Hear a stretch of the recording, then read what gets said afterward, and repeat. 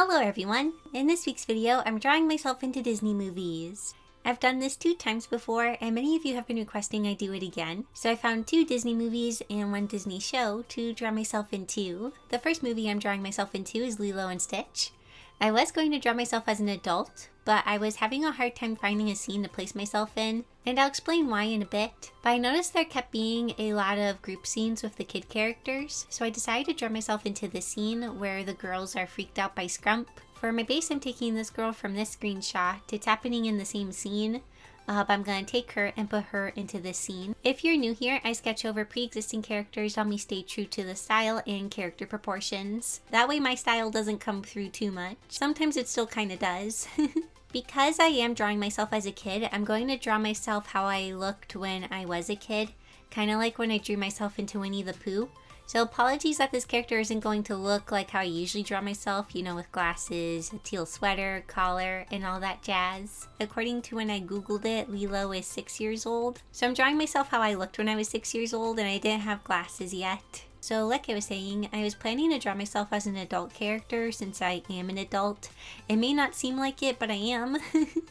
But a lot of scenes don't have very many adult characters, or the camera is lower to the ground because it's focusing on Lilo and Stitch. I did consider the beach scene that takes place later in the movie, and also the scene where Lilo goes to the pet shelter. I thought maybe I could be an employee there, but I don't know, it sounded more fun to draw a child version of myself in this scene, and I felt like it would be a bit more interactive instead of just having me be plopped in a background. You may notice that the rest of the girls seem to be very scared or put off by Scrump, and I'm kind of looking at it in an interested kind of way. When I was thinking about me as a child and how I would react, this seems like it would be how I would react. I feel like Lilo and I would have kind of been friends, and this may sound bad, but I probably wouldn't have been a very good friend. You see, child me was kind of weird. I did not have good social skills at all, and I was very go with the flow and kind of dense. I never really picked up on drama, or like which kids were considered quote unquote the weird ones. And a lot of times I would end up playing with the weird ones because they would ask me if I wanted to play with them, and I'd say yes. But I guess I was also normal enough to play with the normal kids, so if they wanted to play, I'd play with them too. But child me wasn't very good at like reaching out and stuff, so basically I would just play with whoever would come up and talk to me. But if no one came up to talk to me, I would just keep to myself or play by myself. Anyways, I don't know if any of this is making sense. What I'm trying to say is that I feel like I would be a weird middleman in all of this. I wouldn't really be part of the girl group, but at the same time I wouldn't be super close with Lilo. But if she wanted to play with me, I would play too. So that's why I'm drawing myself kind of in the middle, and I'm interested in Lilo's doll. I rambled a bit longer than expected, but let's talk a little about the line art. I am using the G pen. A lot of times I use the 4-Effect line pen for these screenshot edits because it has no line variation. But I noticed the line art on the characters had a little variation, so I used the G pen. The trickiest part was earlier in the footage where I had to trace over all of Scrump's hair, so my character doesn't overlap with Scrump. Besides that, it went really smoothly. Coloring was pretty easy. It's mostly just flat colors. I did have a hard time picking a skin tone. I have fair skin, so I was trying to make my skin tone lighter while still fitting in with the color scheme and not looking out of place. When I was a kid, I would get pretty tan in the summers from playing outside. So if I lived in Hawaii, I probably would be tanner instead of ghost white like I usually am. For the line art, I noticed that different colors was used around different parts. So I clipped a layer to my line art layer and went over my line art with different colors. I do feel like this gives the line art a very nice feel to it and helps it feel softer compared to the black or brown.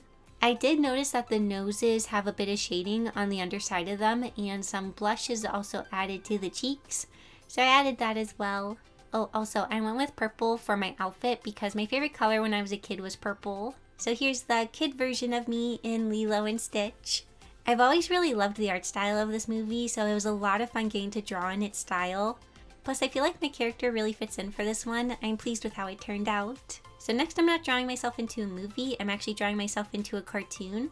But before we jump into that, I want to thank Tokyo Treat and Sakurako for sponsoring this video.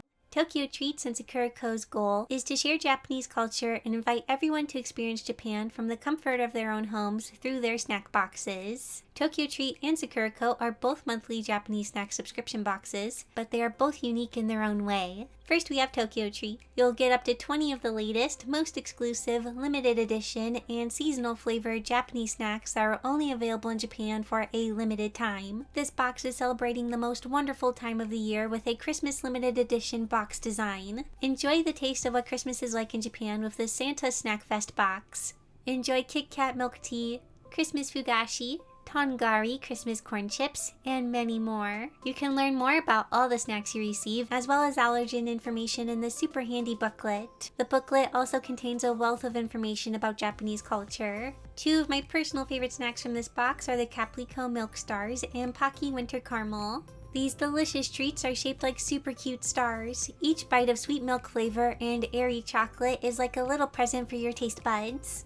They're super yummy. Elegant and buttery, these salted caramel Pocky are a great snack to enjoy. They are super delicious and have a unique caramel flavor. Now let's take a look at Sakurako. If you are looking for an authentic Japanese snack subscription box, this one is for you. Each box comes with 20 traditional and authentic artisan Japanese snacks, including Japanese teas and one special Japanese tableware. Sakurako is partnering with local Japanese snack makers to continue to share Japanese culture and traditions that have been passed down for over 100 years. This time Sakurako is partnering with Tochigi local government, a Japanese prefecture that is famous for its breathtaking mountains and waterfalls, and you can find over 600 onsens to keep you warm, especially during this winter season in Japan. This box invites you to try Tochigi's local delicacies, like Tochigi Lemon Yokan and Tochigi Specialty Sweet Strawberry Tiramisu Biscuit. All snacks pair well with the special sencha tea. This month's tableware is furoshiki, a wrapping cloth. I followed the steps in the booklet and was able to wrap a box for myself. The design is so pretty. Two of my favorite snacks from this box are the Becco Ame Candy and Anko Donuts. This traditional candy has been sold during festivals across Japan for centuries. The makers at Yashu Takamura have artfully and uniquely crafted each piece to resemble Japanese motifs.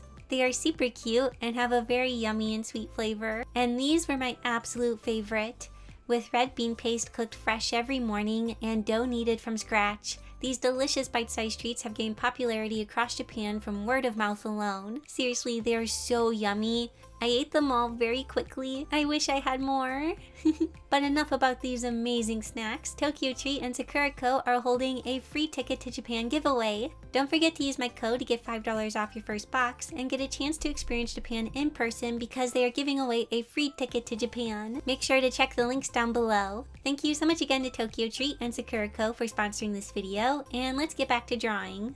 So like I said, this time around I'm not drawing myself into a movie, I'm drawing myself into a cartoon. You see, I really love the movie Tangled. However, it's a 3D movie and I have drawn myself into 3D movies, but it's not easy and I kind of need the perfect scenario to make it work. So instead of drawing myself into the movie, I'm going to draw myself into the cartoon series. I did look for a scene in episode 1, however, I didn't find a scene until episode 2.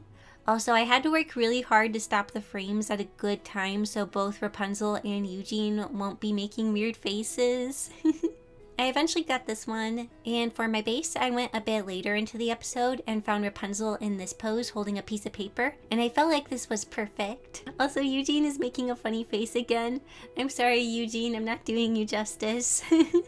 So I take Rapunzel and place her in the background next to these other background characters. This felt like a good spot to place myself. So you may be wondering why I'm holding a piece of paper and what is on it. Well, my idea is that I recently started living in Corona and I am lost, so I have a map. But the map is maybe confusing and not helping me too much. Fun fact, I have a pretty bad sense of direction. Ask my poor boyfriend.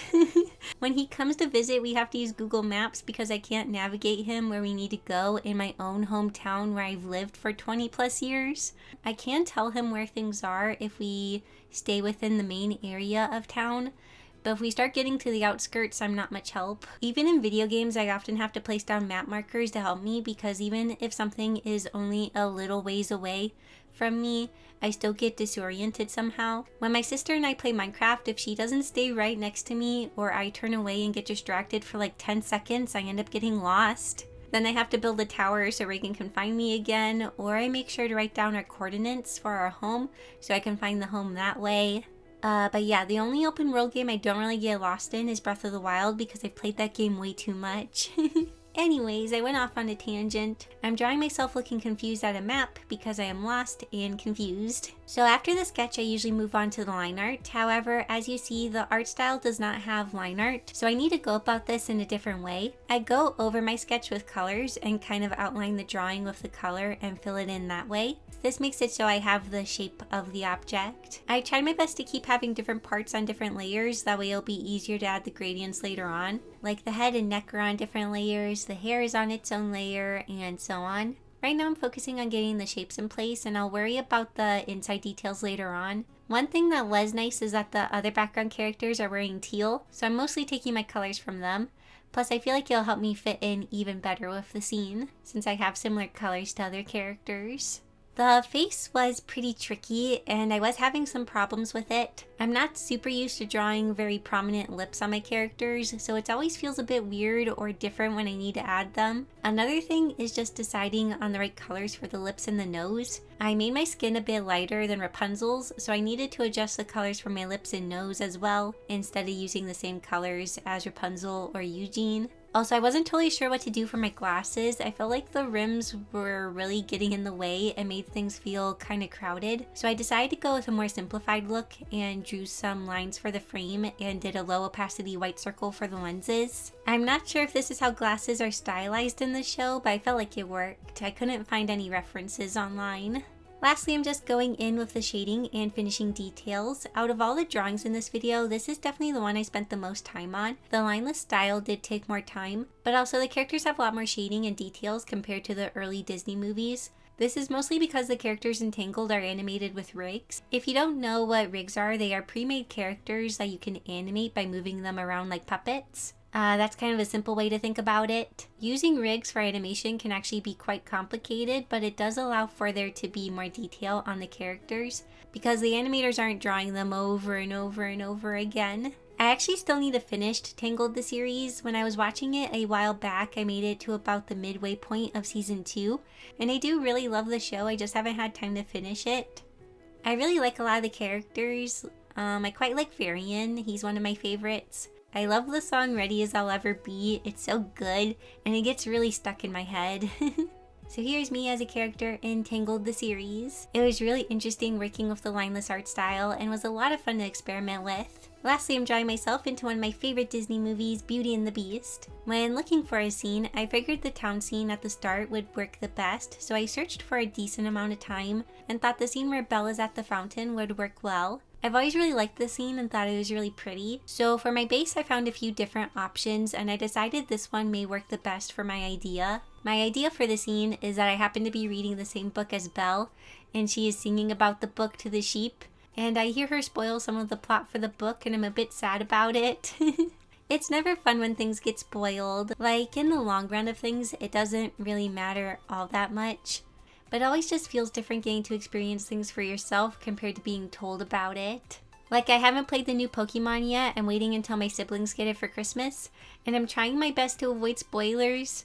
But I've seen some things, so now that surprise is kind of gone. But there is still a lot of things I don't know about the game, so I am looking forward to playing it. Also, during this whole scene, the town is singing about how Belle is weird and different, and she reads books and stuff. So it did make me wonder if it'd be weird to have another character that's reading books as well. And my workaround for this is that I'm just visiting the town as a traveler, so I'm not from around here, so people don't really know about me. I was also worried about my design looking like Belle's because I have brown hair and I often make myself wear teal since it's my favorite color and it's kind of close to blue. Belle was actually my favorite Disney princess growing up, mostly because I felt like she looked like me. But she does have hazel eyes and I have brown. When I was a kid, I always wished our eyes matched. As I got a little bit older, Jasmine became my favorite princess, and then Ariel was kind of my favorite princess for a while. And then ever since Tangled came out, Rapunzel has been my favorite princess. But yeah, hopefully I don't look too close to Belle when I'm drawing myself. I thought about putting my hair in a bun or ponytail, but decided to keep my hair down to help me look a bit more different. After the line art, I moved on to the coloring. And I made a mistake. So I had started filling in the base colors, and I was also kind of struggling with the colors for the lips again. So I was playing around with that for a little bit. I do like how the line art for the lips is colored so that the lips feel softer. That's a nice touch. But as I was doing this, I was trying to find where I filled in the colors for the skin and hair, and I just couldn't find the layers they were on. And then eventually I figured out that I was dumb and accidentally put the colors on the same layer as the scene art. So I accidentally messed up the original screenshot. At first I was thinking I could just paint over to get rid of the colors since my character will be covering most of this later. But then I remembered I would need the original screenshot for the comparison later on in the video. So I had to go back to the movie and try my best to capture the same frame. And when there's 24 frames a second, it's kind of hard to do. Thankfully I got super close. There does seem to be like a 1 frame difference, but it'll do. After that was all figured out, it was smooth sailing from here. There isn't any shading, so I just have to fill in the base colors. I do really like drawing myself into anime, but it is fun to try drawing it in the style of American cartoons. It's a fun change of pace and helps me try different things outside of the anime and manga art style. And it's actually quite interesting if you read about the history of anime that many Japanese artists were inspired by Disney's art style and the full-length animated movies. This inspiration helped lead to the anime art style and full-length animated movies in Japan. So I think that's really neat. So here's me in Beauty and the Beast and the other scenes I drew myself into. If there are any other movies, cartoons, anime you want to see me draw myself into, please let me know down in the comments. And if you enjoyed this video, consider checking out the previous videos in the series. Also, a super duper big thank you to my awesome YouTube members and Patreon patrons. Your support means so much to me. Well, that's all for this video. Thanks for watching, and I'll see you next time. Bye!